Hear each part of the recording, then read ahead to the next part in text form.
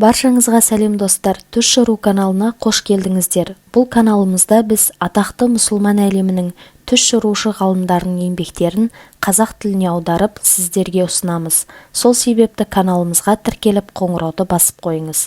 Бүгінгі түс шыруымыз түсімізде раушан гүл көрсек деп аталады. Ал ендеше бастайық.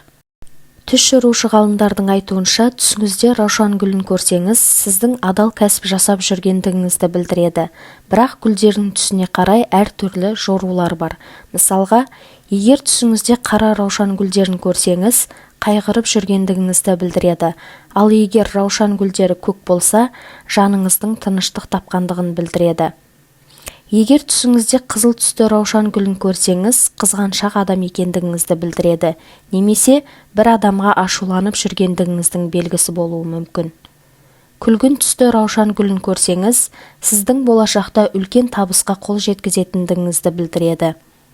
Егер түсіңізде күміс түсті немесе сары раушан гүлін көрсеңіз, сіздің отбасыңызда қуаныш болатындығын білдіреді.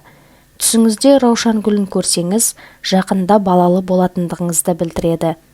Егер түсіңізде раушан гүлін таптап сындырып жатқандығыңызды көрсеңіз, басыңызға бір пәленің келе жатқандығын білдіреді. Абай болыңыз. Түсіңізде ақ раушан гүлдерін жинап жатқандығыңызды көрсеңіз, ақылды әйелге үйленетіндігіңізді білдіреді. Жүкті әйел түсінде раушан гүлін көрсе, жақында босанатындығын білдіреді.